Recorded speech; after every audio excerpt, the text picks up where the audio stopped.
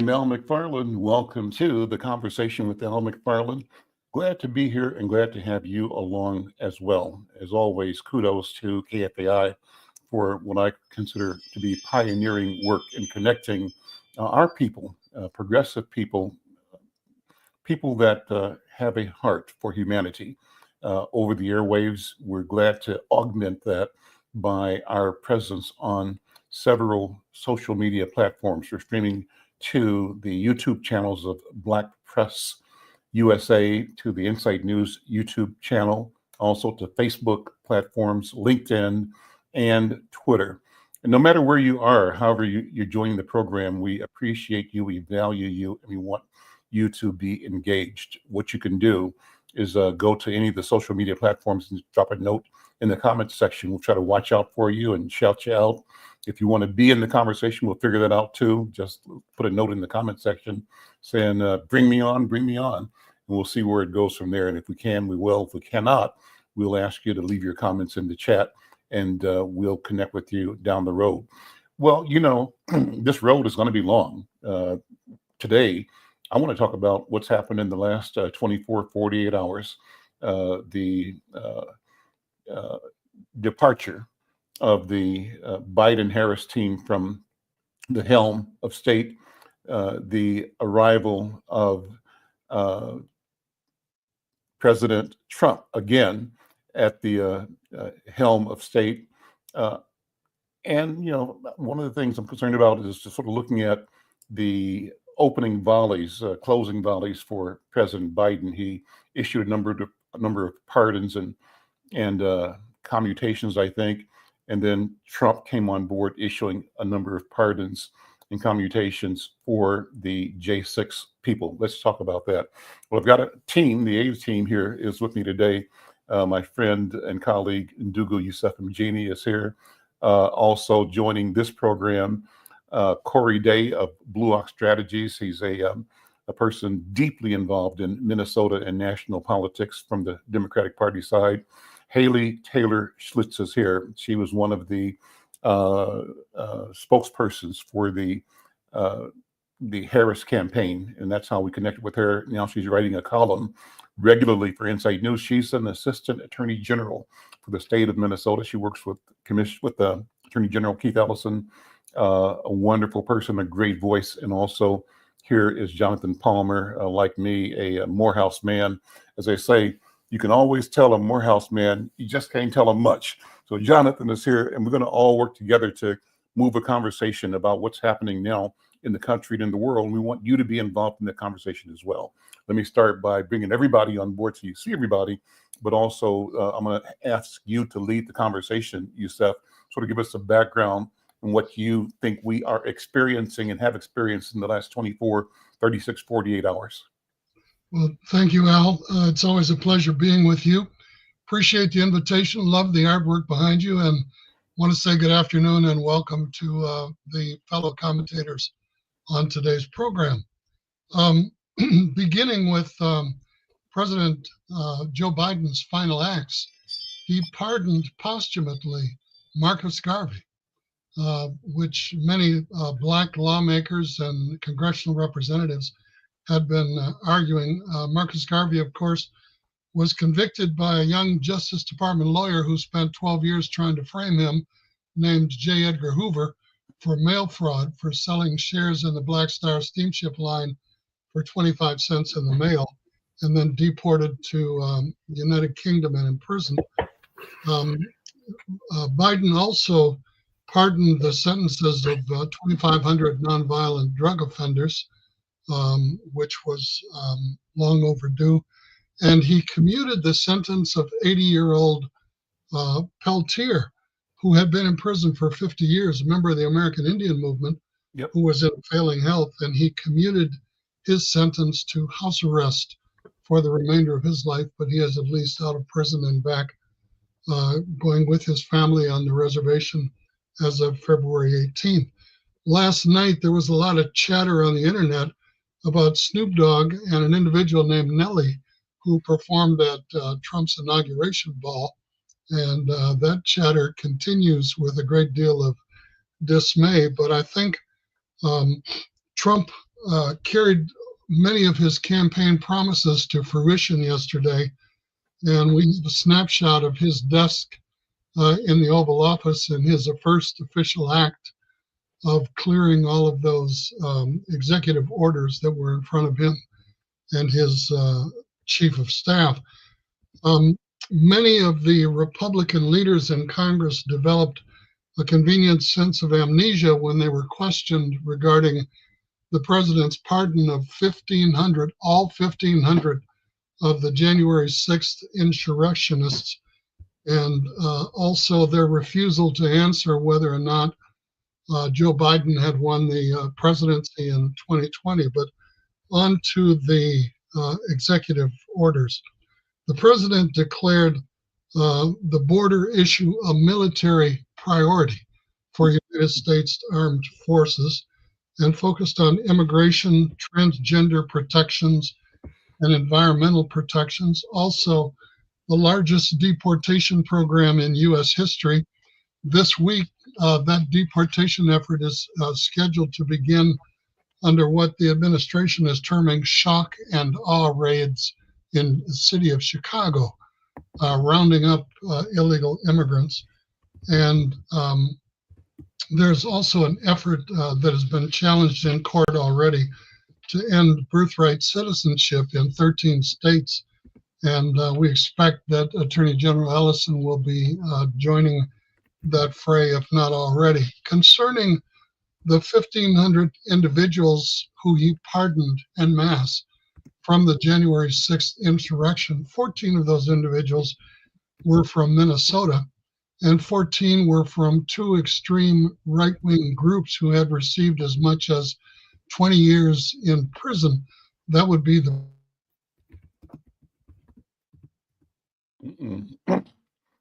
Yusef, I think we've lost your you're frozen up on us. Corey, jump in. Corey Day, as I mentioned earlier, until Yusef comes back, he refreshes. Comment on the last 24 hours, last 36 hours, from your point of view as an activist in Minnesota DFL politics. It's one of those deals that, Donald Trump said it all out loud. I mean, this was no secret. He didn't hide what his intentions were. He, was very clear about what he was going to do when he was elected, and what we're seeing that, and we're seeing the effects of that. And we're really going to see the effects of that on brown and black folks in the coming months as we see some of these actions really start coming into effect. For me, as someone who plays more in the political realm of things and the public affairs realm of things, this is when you always look at that term that you hate to use because you hear it every 4 years, but elections have consequences. Mm-hmm. And the consequences we're seeing right now is we're seeing what he's doing with the border. We're seeing how he's going to be treating our brown brothers around the country in the coming weeks when they start doing these roundups. One of the things I would say, there's a lot of bluster that comes from Donald Trump, and there's a lot of things that we can say, and we know that it's just him kind of being a hot balloon air, just talking. But one thing we did know is that when it came to immigration policy and what he wants to do with the border, that was not him just talking. We knew those were going to be real actions that were going to go into effect. And what we're seeing right now, and what we're going to be seeing in these coming weeks, are a lot of hurt for a lot of people around this country. And I think we saw this, and I saw this on TV earlier today, where you had folks who actually had their appointments today, that they were actually supposed to have their meetings that they've been waiting months and months for, that they signed up on the app that the Biden administration set up.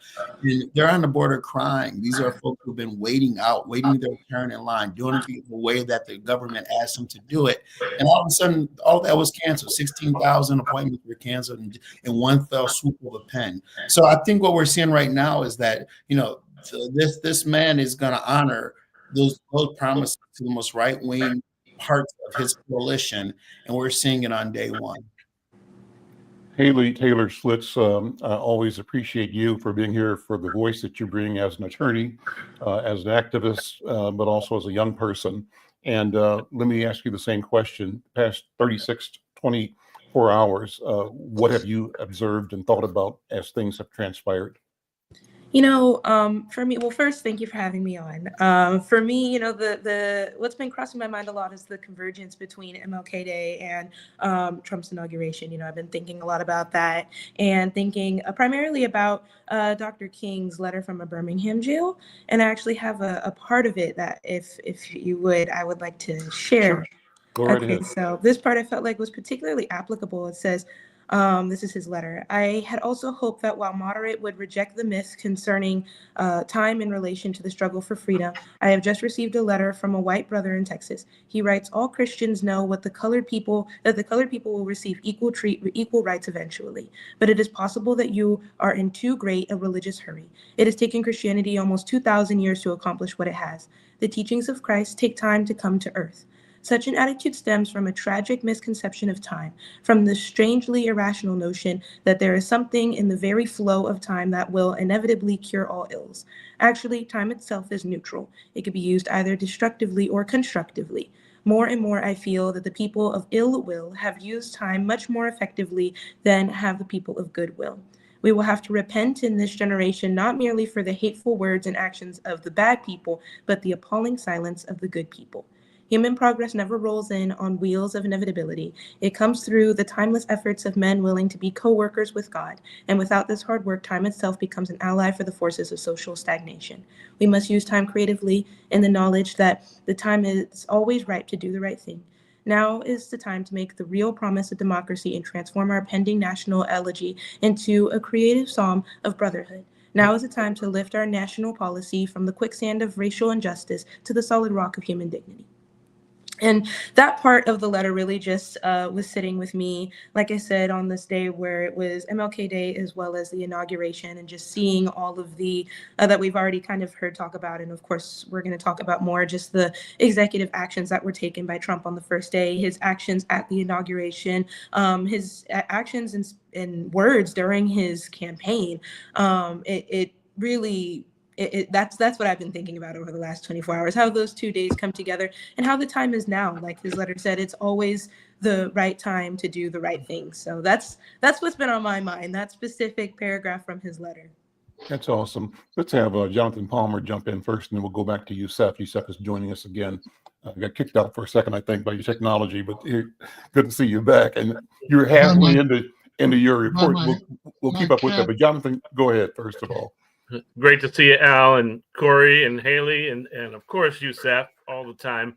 I want to just start off with thanking Mike Johnson for raising the flags to honor Martin Luther King on yesterday. At least that's what I'm saying. The reason was they were up when they should have been down. There is so much that has happened in the last 48 hours, but if you were a good student of history, you are not that surprised that all of this is happening. It is par for the course and just a taste of what we have coming. And it is largely a distraction.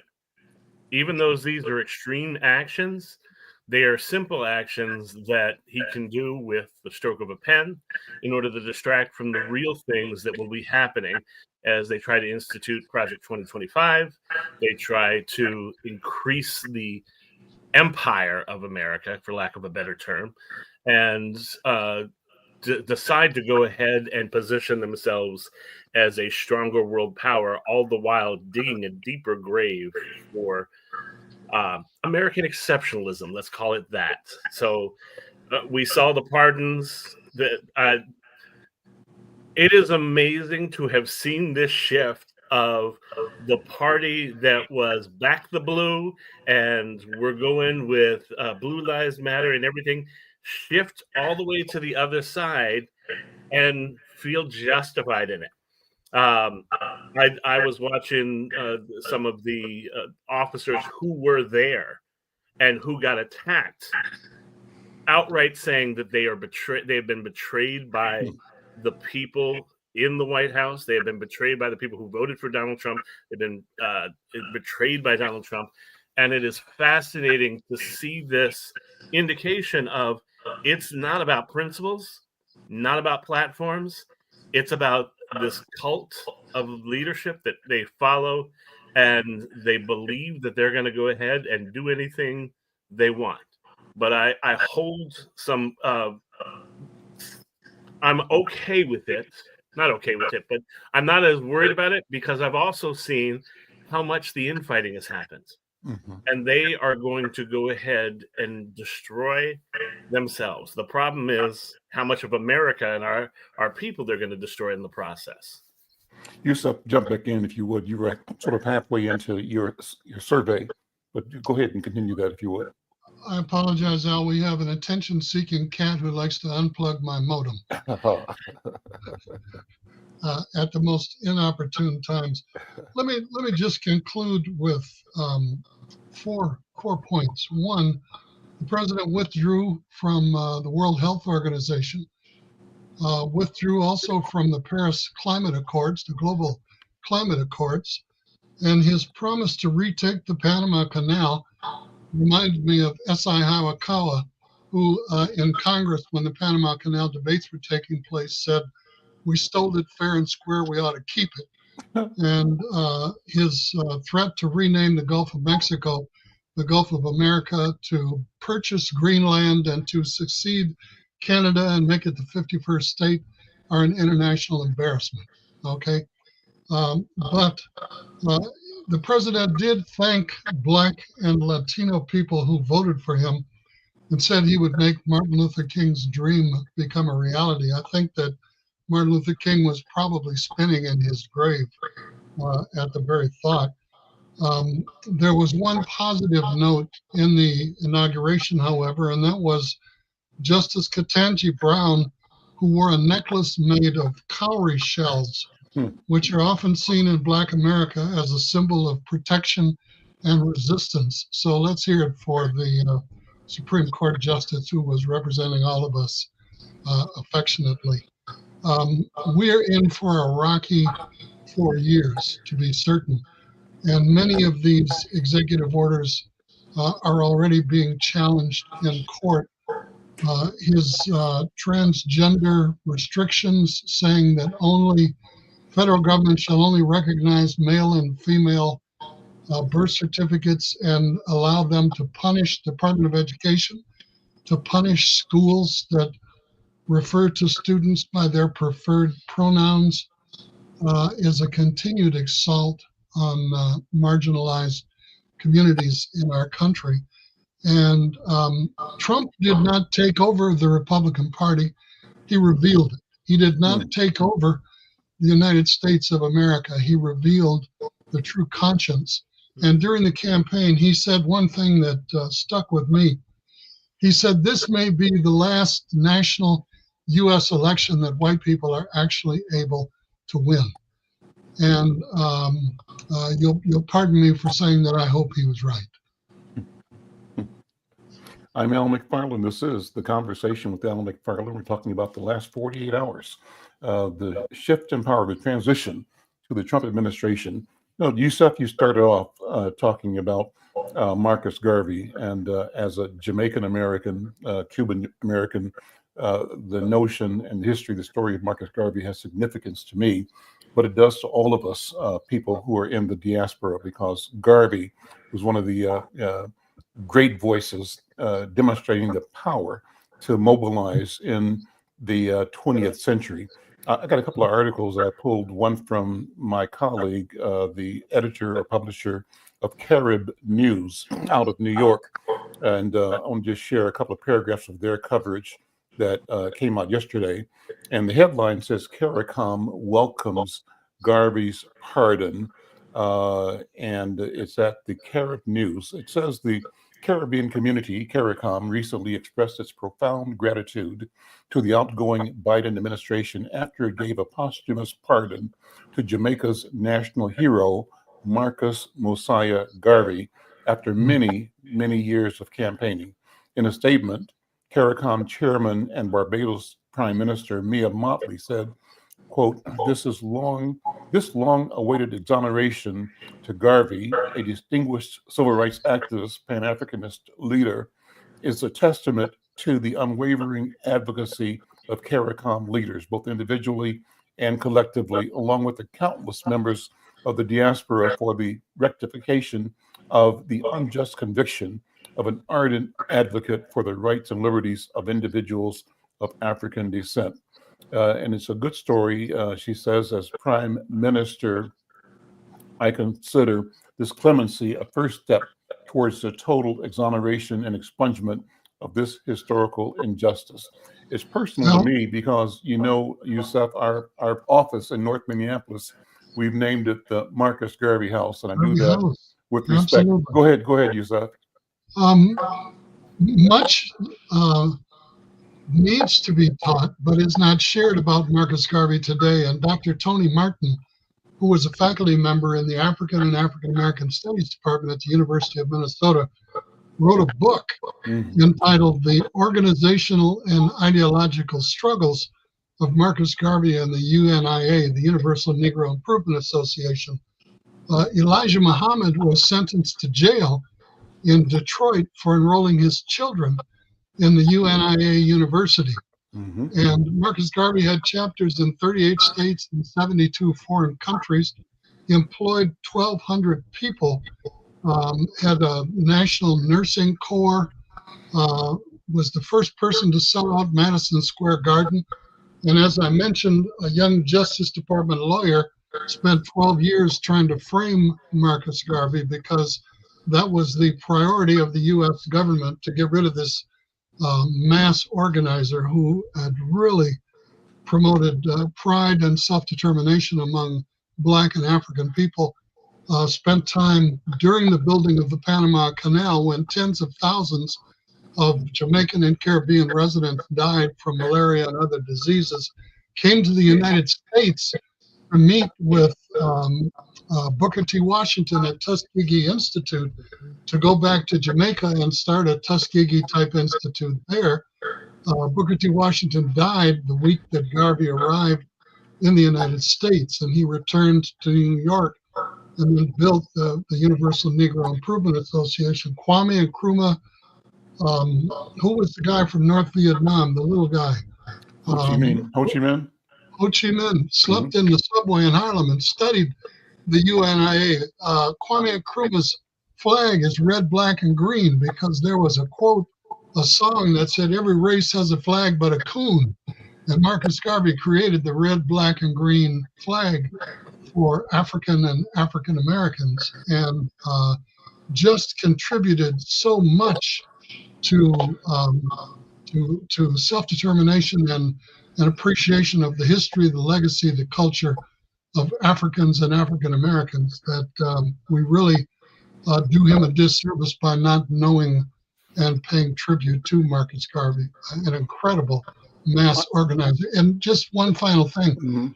If you were caught with a copy of Marcus Garvey's newspaper anywhere in the British Empire, and they used to say the sun never sets on the British Empire, that applied across the world, the penalty was life in prison or immediate death by execution, just for having a copy of Marcus Garvey's newspaper, The Black Man, in your possession. So he was feared and revered for absolutely the right reasons. And Marcus Garvey is best known erroneously for Back to Africa. He did not want all Black people to go back to Africa.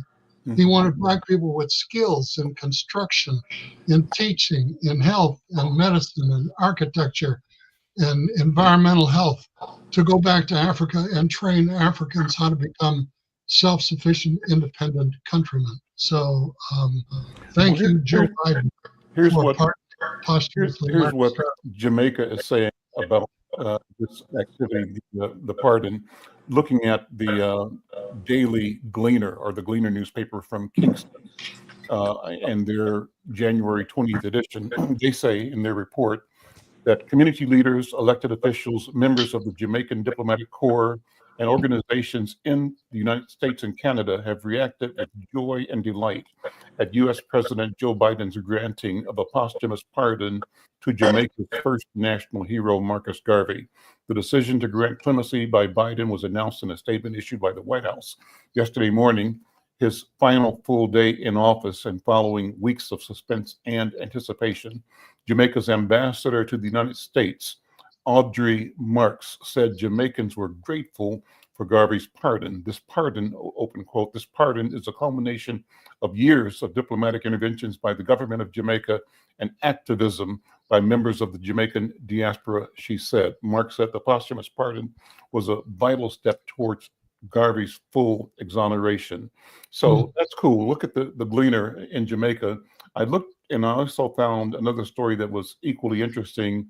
And given that this is the King holiday weekend, King celebration, the Gleaner had a story in their archives about Dr. King being in Jamaica. And it's an article that was published, I think, first on June 21st in 2024. The headline was Dr. Martin Luther King's tribute to Marcus Garvey. And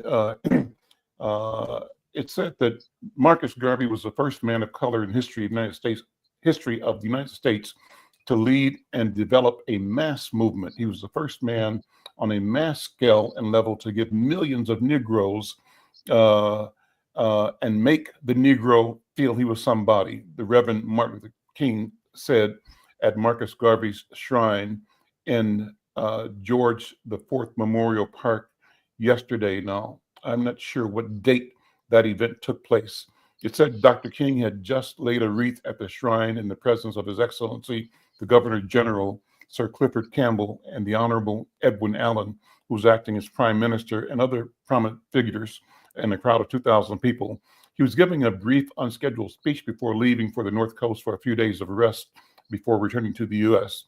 And so he said, King said, you gave Marcus Garvey to the United States of America, and he gave to millions of Negroes in the U.S. a sense of manhood, a sense of somebodyness. As we stand here, let us pledge ourselves to continue the struggle in the same spirit of somebodyness, in the conviction that all God's children are significant, that God's Black children are just as significant as His white children.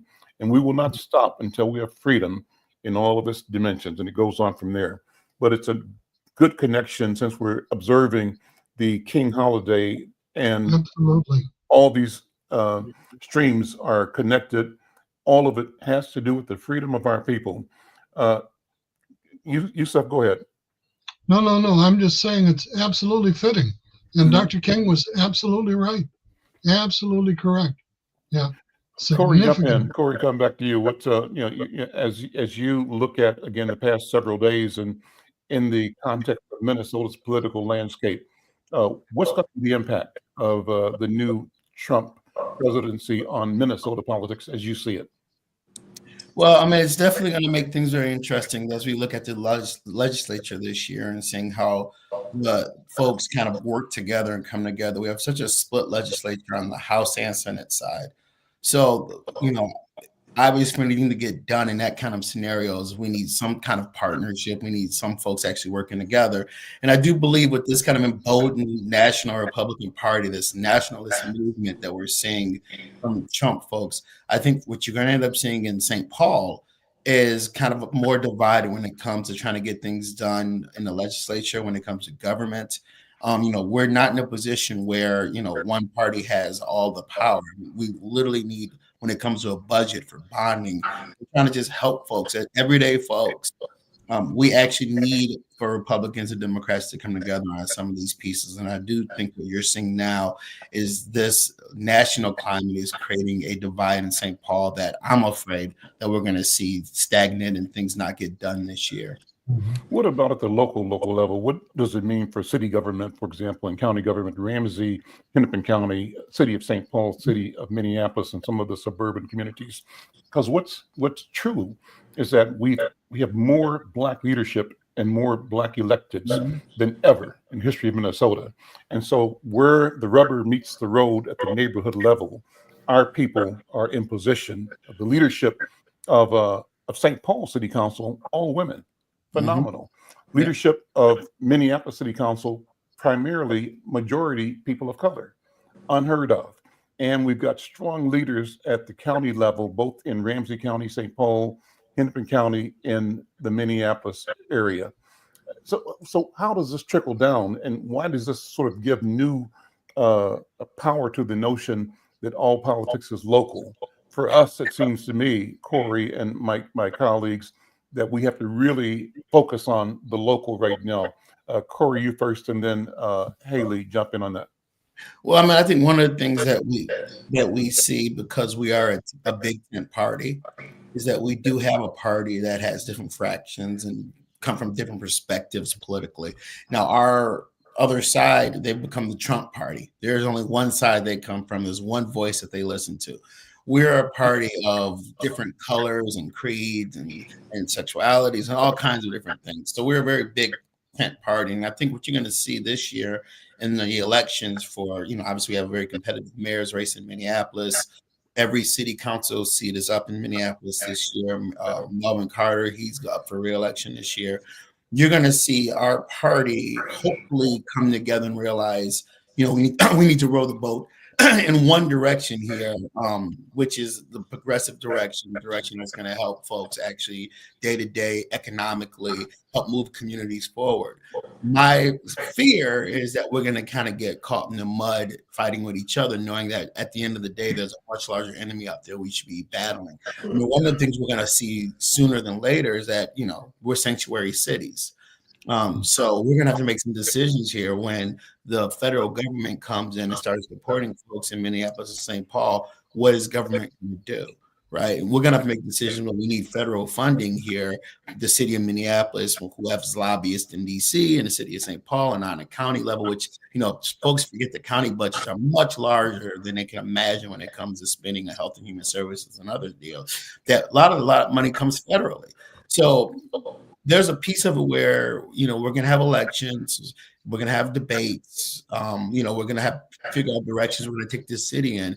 But as a whole, we're going to have to figure out how we're going to deal with this federal government that Minneapolis has always been on the chopping block for the Trump administration. And they've pointed to us as an example of one of those blue cities that don't work, that doesn't deserve federal funding or any help from the federal government. Haley, what do you think as you consider the question of local engagement, mobilization, and particularly the mobilization of young people? You represent a voice of new people to the electoral process. What do you see in terms of our ability to form a cohesive movement versus being victim to division because we are so diverse as a party, as Democrats? Right. No, I echo what Corey was saying. And I think this is kind of what when you asked your first question about what you've been thinking about, I think this is part of that for me. Just thinking about a lot of the actions that Trump has already taken in relation to the treasonous January 6th attackers, or saying that America will be colorblind and merit-based. That even goes back to our prior conversation, Al, that we had on a different show about how America has never been a meritocracy. And also people of color have never had the luxury of mediocrity. So those kinds of conversations we have discussed, and it'll continue to be relevant. And I think that that's kind of what my generation is seeing. We see what he did in relation to birthright citizenship. We see what he's doing in relation to the Gulf of Mexico versus the Gulf of America, or openly calling what sounds like taking the Panama Canal, like Yusef said earlier. So just seeing these actions on day one, especially for a lot of Gen Z, this being the president that they grow up with, that they remember. I know we all have that president that during our formative years, that's who was in office for us. And this is for a lot of Gen Z.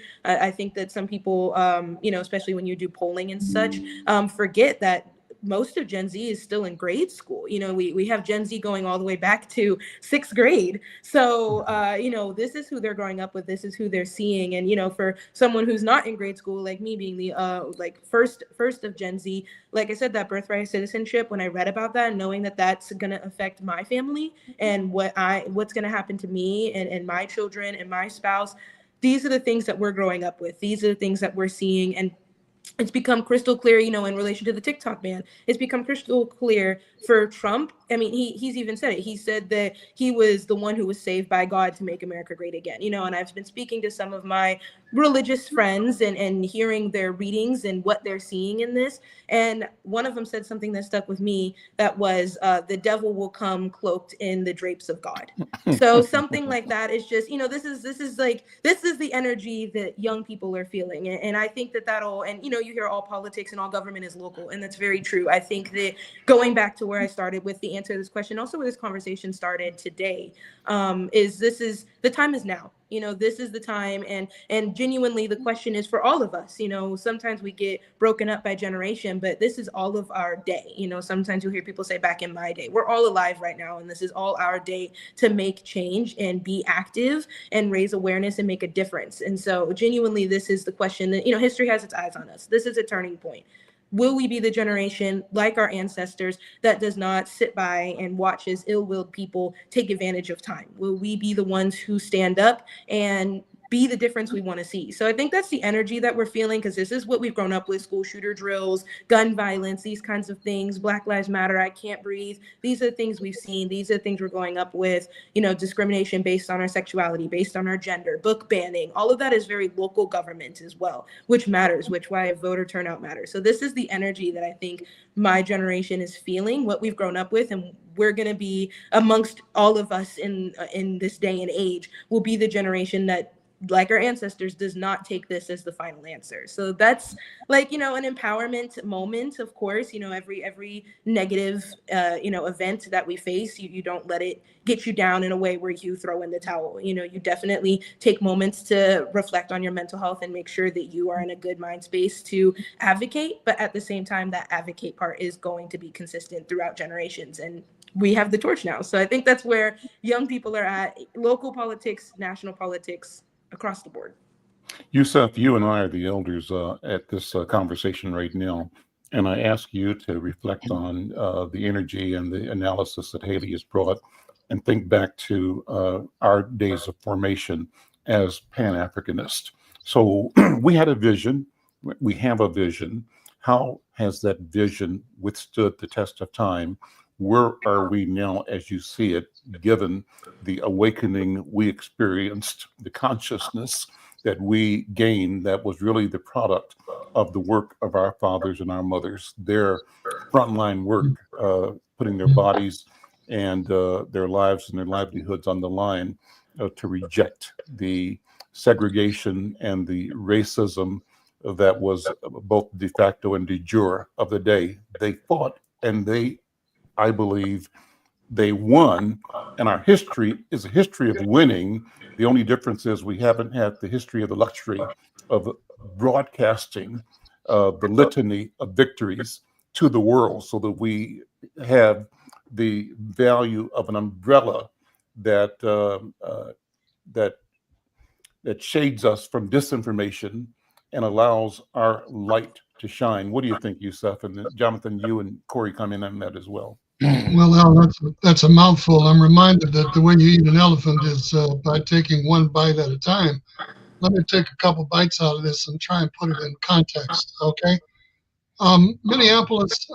Hennepin County and Ramsey County have both enacted ordinances that prevent local law enforcement from participating in immigration enforcement, because that is the responsibility of the federal government, not the local law enforcement agencies. And the president is making the border and immigration priorities for the military. And I mentioned that this week they're describing the immigration raids in Chicago that are going to take place as shock and awe. And I think that the mantra of the Black Lives Matter generation is going to be, sometimes victory means fewer defeats. What do I mean? When Keith ran for election, he won the state of Minnesota by 6%. When he ran for re-election, his opponent, who had never set a day in a courtroom, won 80 of the 87 counties in the state of Minnesota. So the Twin Cities, Rochester, Duluth, St. Cloud, and Mankato are mere islands within this vast wasteland. And Keith won re-election by, Haley, what was it, less than 0.5% for the entire state of Minnesota. So these are darker days, believe me. And as I said, sometimes victory means fewer defeats. Now, one of the challenges that we have is that in our attempt to pass the baton, Al, from our generation to younger generation today, there's been a certain amount of leakage that has occurred across each generation within the Black community. Okay, who didn't have the same experiences, the same sacrifices, the same struggles that our predecessors did. Okay, and we stand on the shoulders of those who came before us. And Leroy Jones, Amir Baraka, wrote a poem where he said, "We must convince the living that the dead cannot sing." Okay, and the current generation of young people in our community must recognize and acknowledge that they stand on our shoulders as they move into the futures. And Hubert Humphrey said something that I have always tried to um, keep at the forefront of my mind. He said, real leaders need to learn how to be on tap, T-A-P, rather than always feeling the need to be on top, T-O-P.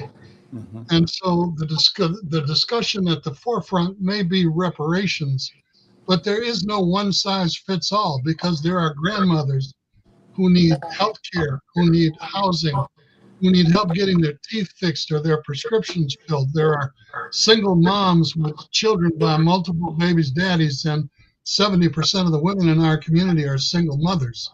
And we need to recognize that reparations are not going to come in the mail, okay? And that if they do take place, will take place in many different forms across many different generations. And we need to cast aside this Snoop Dogg Kelly nonsense of, I got mine, y'all better get your own, okay, for the money or for whatever happens to be the flavor of the day.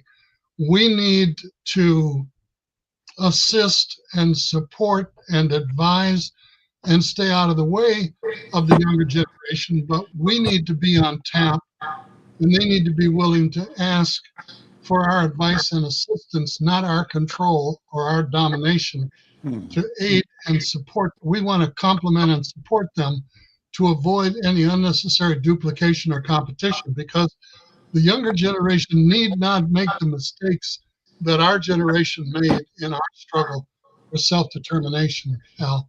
And we must do that together. We must do that together, or all is lost. Plain and simple.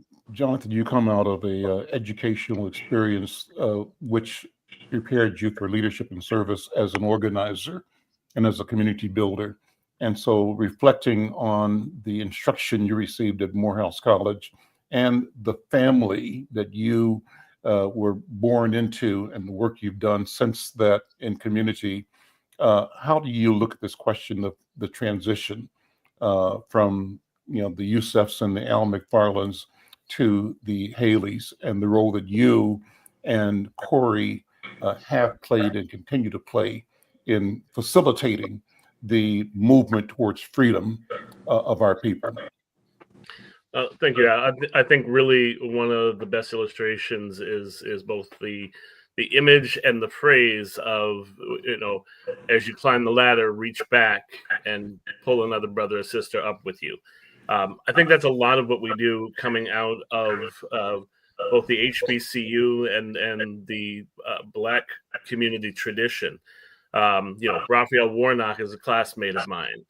The Arvon Petit, whose family is from St. Paul, is running right now for district attorney out in Alameda County. Earl Hilliard was the congressman down in the South. We have so many that come out of these traditions. And it goes to that piece Yusef was talking about taking a bite at a time, eating an elephant a bite at a time. Where I think our future comes from is starting at the local level and building up. At the national, there is too much chaos right now. And there is too much of capitulation on the right and confusion on the left. And so we're not going to be able to stem the tide there long term.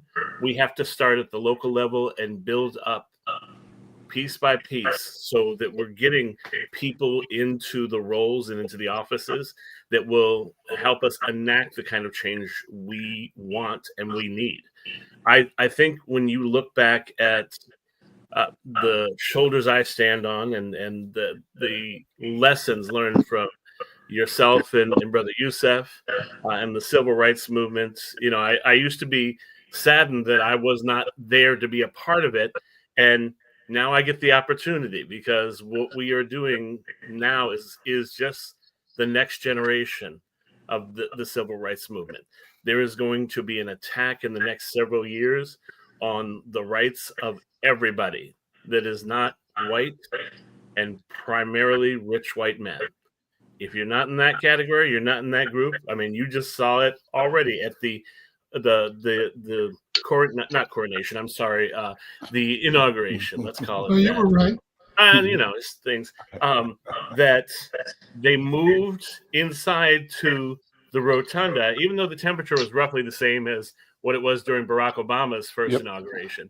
They moved it inside so you couldn't see the smaller crowds, but people from across the country had paid as much as $5,000 to come out for that inauguration to see that, and they were left just standing outside in the cold. Jonathan, isn't it interesting that the oligarchs were seated in front of the president's cabinet? What does that say? That gives you a real good image of what this is. It is an oligarchy. Trump has been wanting to be like Putin for such a long time and follow in that footsteps. And we've forgotten the ideas of what an enemy of the state really is. We've talked about this and said that, oh no, this is the way, Russia's okay now. We're good. I have no problem with Russian people. I have a problem with the Russian dictator.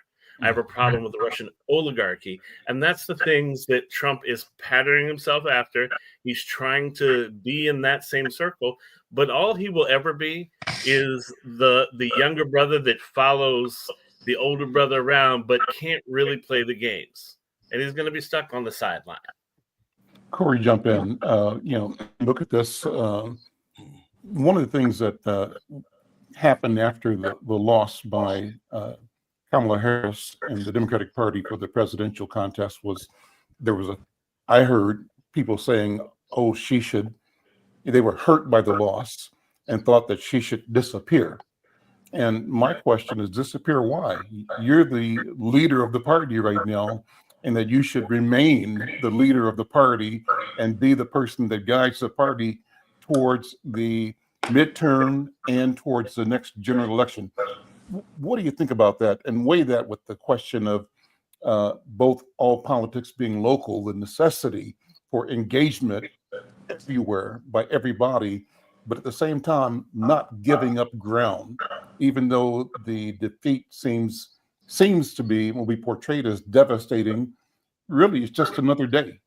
And the machinery there to move ideas and people still exists. How do we make sure that we don't abandon it and that we take ownership of it and continue to grow our presence and develop capacity to shift and change the trajectory of the country by occupying the leadership that we've discovered in the DFL party and more broadly? Corey, what do you think?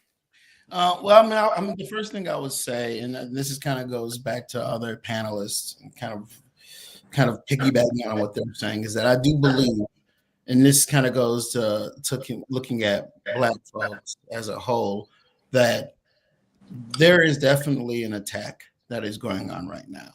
And I've said this to you before, Al. I feel like this attack started the day that Barack Obama put his hand on a Bible and became president.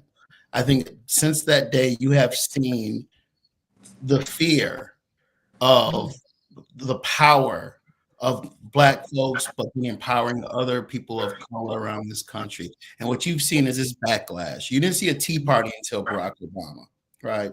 You didn't see all of this action about DEI and why are we letting these Black folks have any kind of equality, or why are we giving them any equal opportunity? You didn't see any of that come about these pushbacks until you've seen Black folks achieve any element of political power in this country that was perceived as a threat. And so the thing is, I look at this now, as you see how fast Target and how fast every company in America has wiped out their DEI programs within a week. They've been able to get rid of these programs around the country in corporate America to please Donald Trump and his minions. That we have to be on point politically, but mentally, but really understand that what exists right now is a pure attack on any kind of empowerment of people of color in this country. And so as we organize, politically, we have to continue to do the things that we're doing is by, getting our folks organized, electing folks who look and sound like us, who have our morals and our principles. We have to continue to fight that fight on the ground. Kamala Harris, you know what? I hate to say this because it sounds great. We win elections, we lose elections. Unfortunately, it's what happens. And she lost. And you know what? She'll knock the dirt off and she'll get back up and she'll run again. If it's for governor of California, or if she gets back into the national game. That is what we do. That is what we do when we win. When we win, we celebrate. When we lose, we knock the dirt off and we keep it moving. So what I really do think is that what folks have to do is we have to continue to organize, do the things that we're doing. We know that there's some changes we need to make within our party. God bless, my good friend and my former boss, Ken Martin, is running to become the national chairman of the Democratic Party, and he's doing quite well. The election's next week, and we do believe he's well positioned to become the next chairman. The things we just have to do is make sure that the things that we understand, economic issues, the issues that are important to every American, Black, green, or blue, be better at those. But there's also issues that are important to women and to men and Black men. These are issues that were ignored to an extent this election. We have to listen, and we have to get back on the ground. We have to become the party of as my friend said, of working folks, which doesn't mean just white men, because there's Black working folks, there's Latino working folks, there's women, folks who work every day to put food on their table, who has a certain struggle when it comes to this economy. We have to get back to those basics. And that is just us organizing around those issues that are principal to our communities, not kind of getting caught up on some of the BS that we've got caught up in the past, but the real, meat and potatoes, chicken in a pot kind of issues that affect the everyday people, and get back to organizing in that context. And I think if we do that and realize Kamala Harris, we had a really good campaign. I don't care what they try to say. She got thrown into the mix in a very short time frame, and there's nothing we can look back and say she did wrong. There are things that we wish could have been done better, but there's nothing I can look back and say that she disappointed me as a candidate. I think that she did a great job. I think she did as best a job as that she could do, as well as put in front of her. I mean, we actually had people saying that she wasn't Black. That she was, the things that they were throwing at her just tells you that the kind of world we're in right now, that what you say to a candidate and the things that you actually try to hold her account for, which is that she didn't work at McDonald's. The things that they said, you see what we're dealing with, the tomfoolery that we're dealing with right now. So to my point, it's just we have to stick to the stuff that's basic, that really actually helps people. We shouldn't just throw everything, the bathwater out because we lost this election. We need to find some things, get better at the things, be more respondent to elements of our community that we weren't responsible enough to this last election, and keep doing the things that we know that are going to help the people, our neighbors, and the people in the communities that we live in. I don't think we have to. Yusef, can I just add something right on to Corey's point, which is, I think we need to stop saying that she lost and she did as good a job, only from the sense that she did a phenomenal job when you consider the length of her campaign and how much she did. And the fact that stacked against her was that she was a woman and that she was a person of color. Yes. Right out the gate, those were already against her. Yes. Donald Trump lost when he ran against another white man. But the moment women run, automatically gets on up there. So she did a phenomenal job. Yes. The American people are who lost and who failed her and who failed ourselves. Hey, so I want to get us away from we did it. Yeah. We did the things that we could. But racism is still there. Misogyny is still there. And those are the big enemies that we still have to fight every day.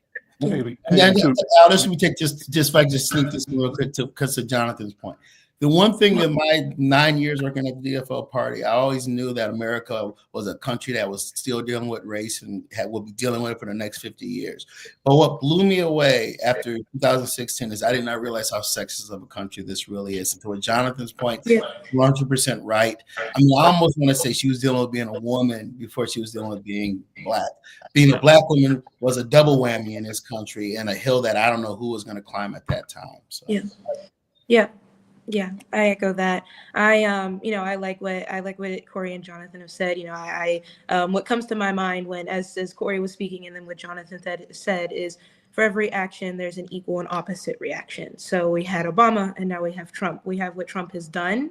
What's going to be our equal and opposite reaction? What are we going to do in response? We see women's health care and abortion rights. We see education and what they're trying to teach versus what they're not trying to teach in the classroom. We see what Meta is doing and DEI movements and not fact checking and the First Amendment and all of these issues and Trump and what he's done is a reflection of who he is, but it's also a mirror for ourselves. What are we going to do in this moment, in this pivotal moment in history, in this turning point? What actions are we going to take, and what kind of generation will we be now that we have the torch? All of us, like, this is all of our day and age, and what will we do? And that's kind of, like I said, where it goes back to where we started and what you've been thinking about and what energy you're going to carry forward. Because like Corey said, dust off the dirt. Like Jonathan said, we've also failed her. We lost her. So what are we going to do to let you learn from history? What are we going to do now to be the opposite? And if you learn from history, Yusef, what did we learn from Reconstruction? And how does that apply to where we are right now? Frantz Fanon, Al, said that each generation must, out of relative obscurity, discover its mission and either fulfill it or betray it. And that is the challenge that I pass along with you to Corey, to Jonathan, and to Haley. And I want to thank you for inspiring this brilliant conversation today. Thank Corey, Jonathan, Haley, the volunteers and the listeners at KFAI, Sister Sharita Mitchell, Michelle Delicious Delights, and Greg Clave, I hope I didn't mispronounce that, for tuning in and giving us the opportunity to share our thoughts with you. Al, it's a significant contribution that you and this program make. And again, I want to thank you for inviting all of these voices to participate. But take a minute, Yusef, and we got about 2 minutes left to focus on, the lesson of Reconstruction. And where we are now, and what do we do to avoid the repeat of history? The Civil Rights Movement was considered the second Reconstruction. Reagan's presidency was considered the third.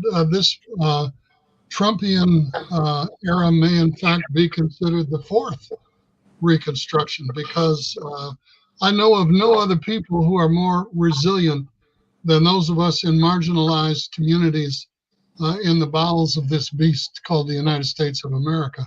And I think that we have to demonstrate our resilience. We have to straighten our backs. We have to organize. We have to agitate. We have to litigate. We have to legislate. And we have to work together to do whatever we can.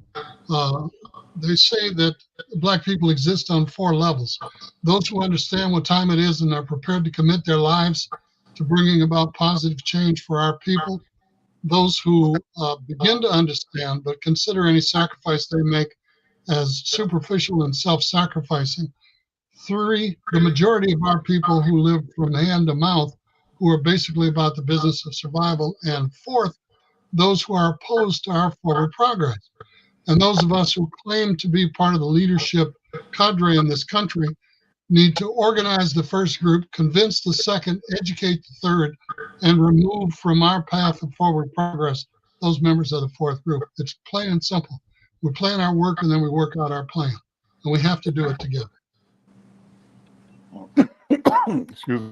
Listen, what a wonderful show, wonderful conversation, what a wonderful time we're in.